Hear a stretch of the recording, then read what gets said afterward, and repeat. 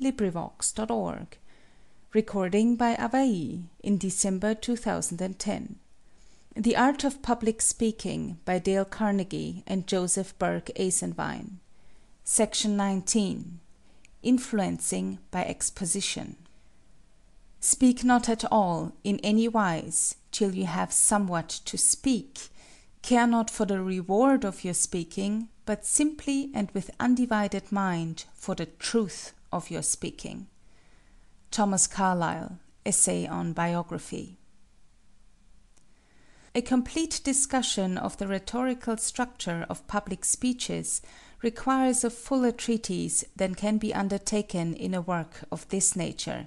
Yet, in this chapter and in the succeeding ones on description, narration, argument, and pleading, the underlying principles are given and explained as fully as need be for a working knowledge, and adequate book references are given for those who would perfect themselves in rhetorical art.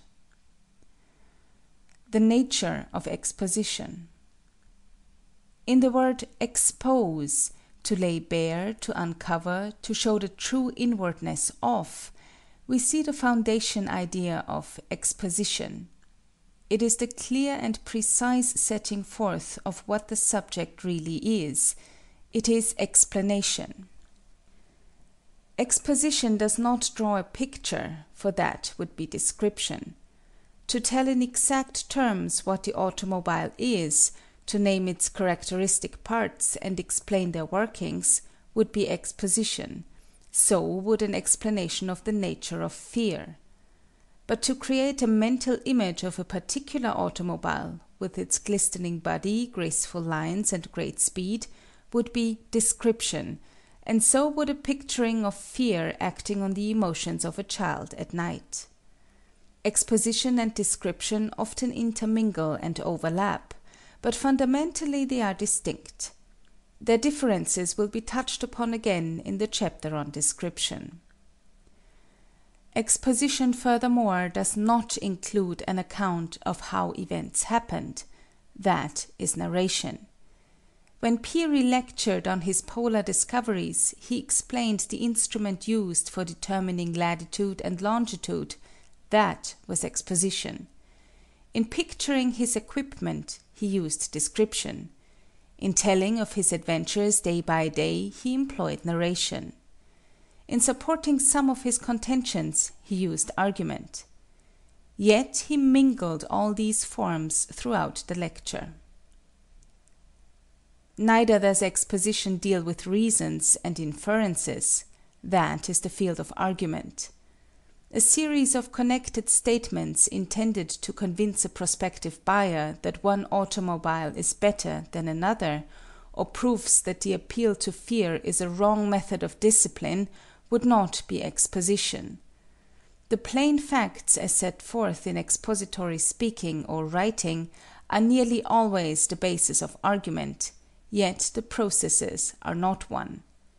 True, the statement of a single significant fact without the addition of another word may be convincing, but a moment's thought will show that the inference, which completes a chain of reasoning, is made in the mind of the hearer and presupposes other facts held in consideration.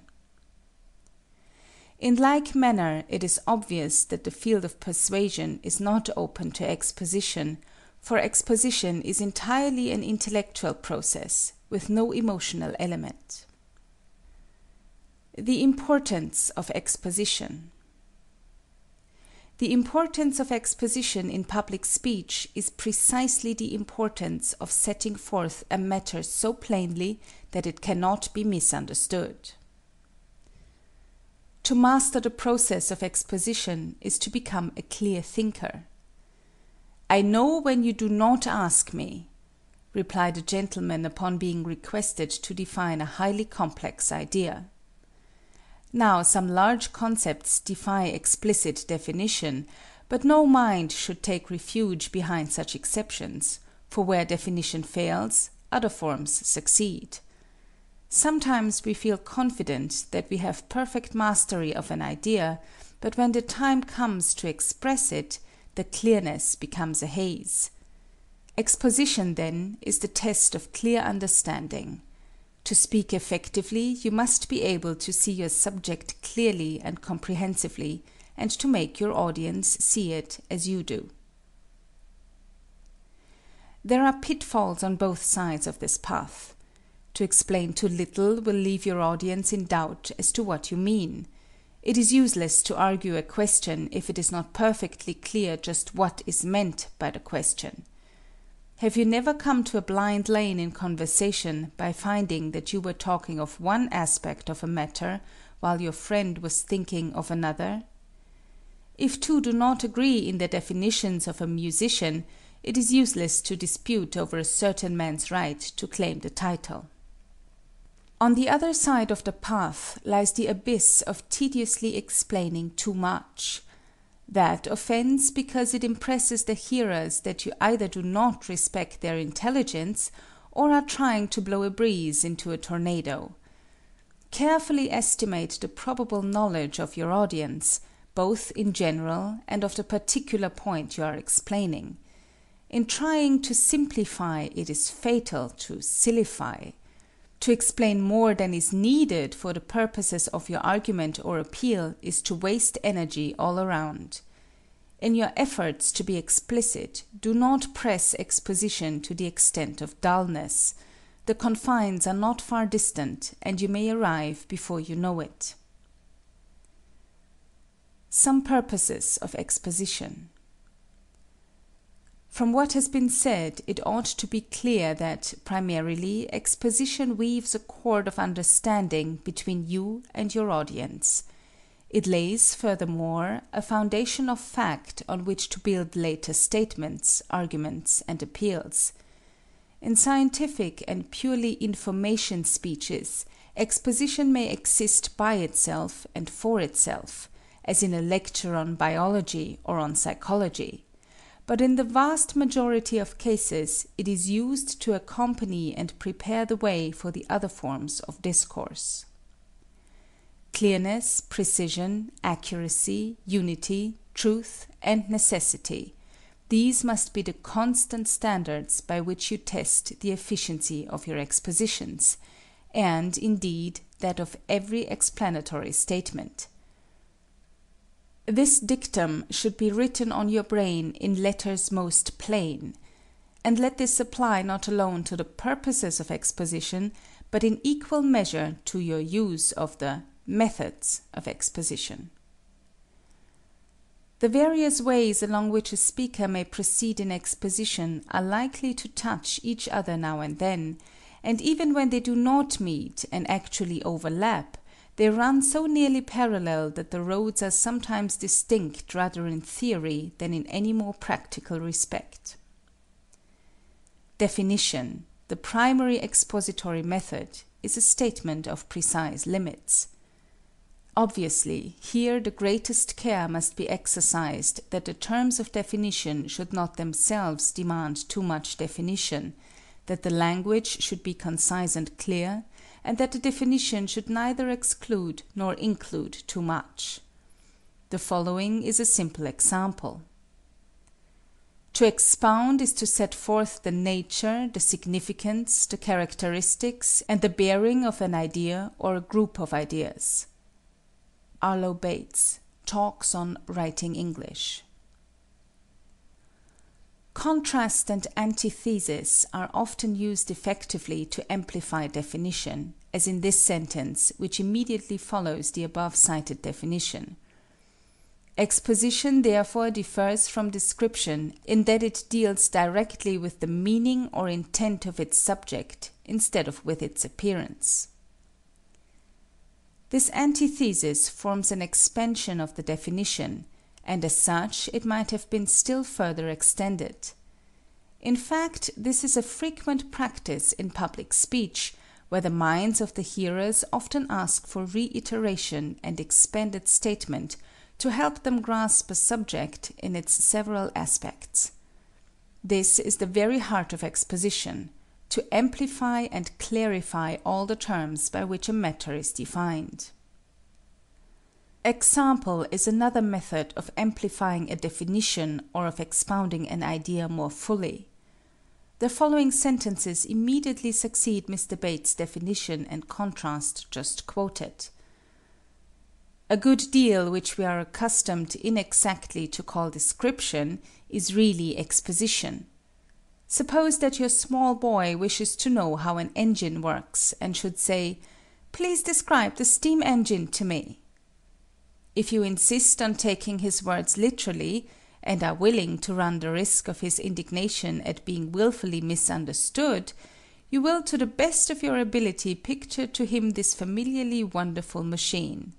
If you explain it to him, you are not describing, but expounding it. The chief value of example is that it makes clear the unknown by referring the mind to the known. Readiness of mind to make illuminating, apt comparisons for the sake of clearness is one of the speaker's chief resources on the platform. It is the greatest of all teaching gifts. It is a gift, moreover, that responds to cultivation. Read the 3 extracts from Arlo Bates, as their author delivered them, as one passage, and see how they melt into one, each part supplementing the other most helpfully. Analogy, which calls attention to similar relationships in objects not otherwise similar, is one of the most useful methods of exposition. The following striking specimen is from Beecher's Liverpool speech. A savage is a man of one story, and that one story a cellar. When a man begins to be civilized, he raises another story. When you Christianize and civilize the man, you put story upon story, for you develop faculty after faculty, and you have to supply every story with your productions. Discarding is a less common form of platform explanation. It consists in clearing away associated ideas so that the attention may be centered on the main thought to be discussed. Really, it is a negative factor in exposition, though a most important one, for it is fundamental to the consideration of an intricately related matter that subordinate and side questions should be set aside in order to bring out the main issue. Here is an example of the method. I cannot allow myself to be led aside from the only issue before this jury. It is not pertinent to consider that this prisoner is the husband of a heartbroken woman, and that his babes will go through the world under the shadow of the law's extremest penalty worked upon their father. We must forget the venerable father and the mother whom Heaven in pity took before she learned of her son's disgrace. What have these matters of heart? What have the blenched faces of his friends? What have the prisoner's long and honorable career to say before this bar, when you are sworn to weigh only the direct evidence before you? The one and only question for you to decide on the evidence is whether this man did with revengeful intent commit the murder that every impartial witness has solemnly laid at his door. Classification assigns a subject to its class. By an allowable extension of the definition, it may be said to assign it also under its order, genus, and species. Classification is useful in public speech in narrowing the issue to a desired phase. It is equally valuable for showing a thing in its relation to other things, or in correlation. Classification is closely akin to definition and division. This question of the liquor traffic, sirs, takes its place beside the grave moral issue of all times. Whatever be its economic significance, and who is there to question it, whatever vital bearing it has upon our political system, and is there one who will deny it, the question of the licensed saloon must quickly be settled as the world in its advancement has settled the questions of constitutional government for the masses, of the opium traffic, of the serf, and of the slave, not as matters of economic and political expediency, but as questions of right and wrong. Analysis separates a subject into its essential parts. This it may do by various principles. For example, analysis may follow the order of time, geologic eras, order of place, geographic facts, logical order, a sermon outline, order of increasing interest, or procession to a climax, a lecture on 20th century poets, and so on. A classic example of analytical exposition is the following. In philosophy, the contemplations of man do either penetrate unto God, or are circumferred to nature, or are reflected or reverted upon himself. Out of which several inquiries there do arise three knowledges: divine philosophy, natural philosophy, and human philosophy, or humanity. For all things are marked and stamped with this triple character, or the power of God, the difference of nature, and the use of man. Lord Bacon, The Advancement of Learning.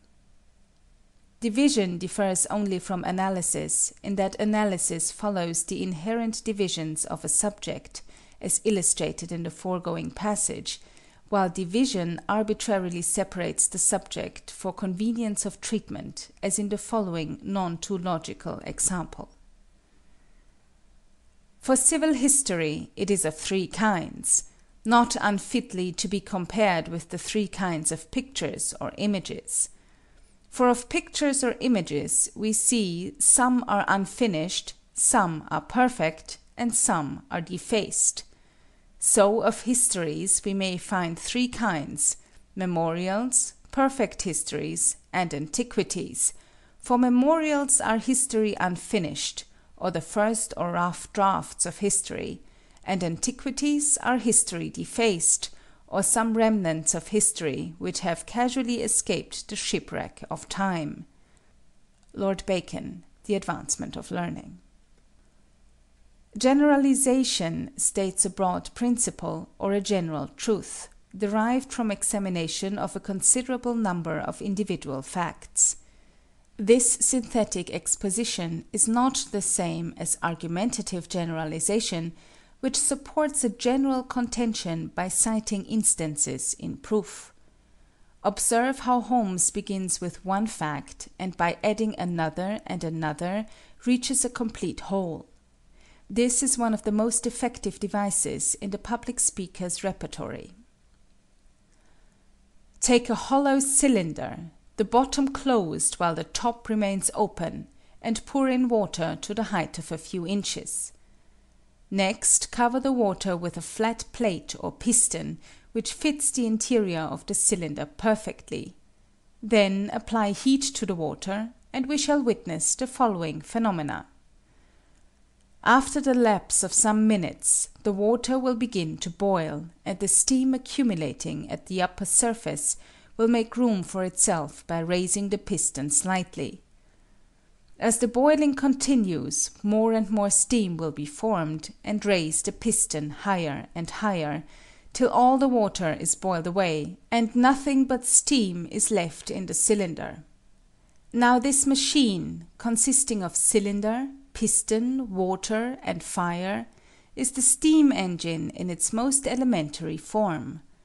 For a steam engine may be defined as an apparatus for doing work by means of heat applied to water, and since raising such a weight as the piston is a form of doing work, this apparatus, clumsy and inconvenient though it may be, answers the definition precisely. Reference to experience is one of the most vital principles in exposition, as in every other form of discourse. Reference to experience, as here used, means reference to the known. The known is that which the listener has seen, heard, read, felt, believed, or done, and which still exists in his consciousness, his stock of knowledge. It embraces all those thoughts, feelings, and happenings which are to him real. Reference to experience, then, means coming into the listener's life. The vast results obtained by science are won by no mystical faculties, by no mental processes other than those which are practiced by every one of us in the humblest and meanest affairs of life. A detective policeman discovers a burglar from the marks made by his shoe, by a mental process identical with that by which Cuvier restored the extinct animals of Montmartre from fragments of their bones. Nor does that process of induction and deduction by which a lady, finding a stain of a particular kind upon her dress, concludes that somebody has upset the inkstand thereon, differ in any way from that by which Adams and Leverrier discovered a new planet. The man of science, in fact, simply uses with scrupulous exactness the methods which we all habitually and at every moment use carelessly. Thomas Henry Huxley, Lay Sermons. Do you set down your name in the scroll of youth, that are written down old with all the characters of age? Have you not a moist eye, a dry hand, a yellow cheek, a white beard, a decreasing leg, an increasing belly? Is not your voice broken, your wind short, your chin double, your wit single, and every part about you blasted with antiquity? And will you yet call yourself young? Fie, fie, fie, Sir John! Shakespeare, The Merry Wives of Windsor. Finally, in preparing expository material, ask yourself these questions regarding your subject. What is it, and what is it not? What is it like and unlike? What are its causes and effects? How shall it be divided? With what subjects is it correlated? What experiences does it recall? What examples illustrate it? Questions and exercises. 1. What would be the effect of adhering to any one of the forms of discourse in a public address? 2. Have you ever heard such an address? 3. Invent a series of examples illustrative of the distinctions made on pages 232 and 233. 4. Make a list of 10 subjects that might be treated largely, if not entirely, by exposition. 5. Name the 6 standards by which expository writing should be tried. 6. Define any one of the following: A. Storage battery. B. A free hand. C. Sailboat. D. The big stick. E. Nonsense. F. A good sport. G. Short story. H. Novel.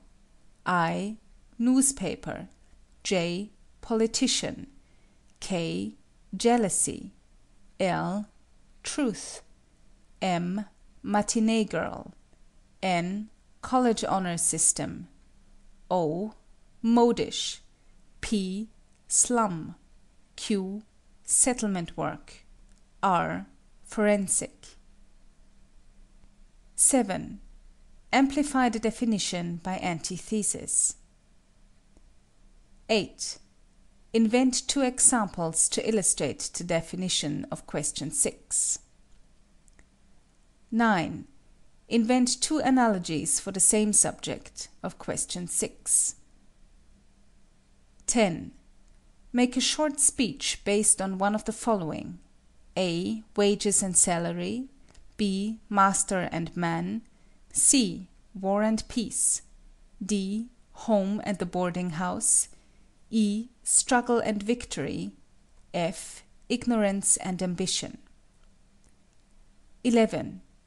Make a 10-minute speech on any of the topics named in question 6, using all the methods of exposition already named. 12. Explain what is meant by discarding topics collateral and subordinate to a subject. 13. Rewrite the jury speech on page 224. 14. Define correlation. 15. Write an example of classification on any political, social, economic, or moral issue of the day. 16. Make a brief analytical statement of Henry W. Grady's The Race Problem. 17. By which analytical principle did you proceed?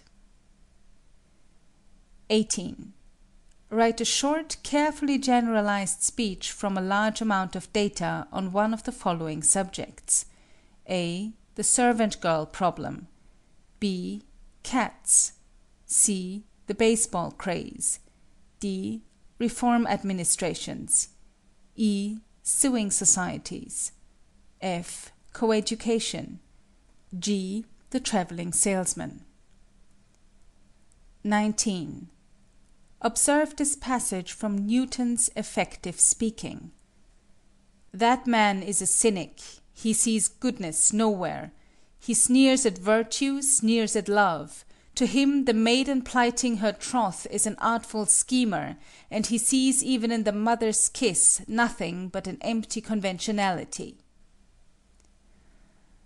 Write, commit, and deliver 2 similar passages based on your choice from this list. A. The egotist. B. The sensualist. C. The hypocrite. D. The timid man. E. The joker. F. The flirt. G. The ungrateful woman. H. The mournful man. In both cases, use the principle of reference to experience. 20. Write a passage on any of the foregoing characters in imitation of the style of Shakespeare's characterization of Sir John Falstaff, page 227. End of section 19.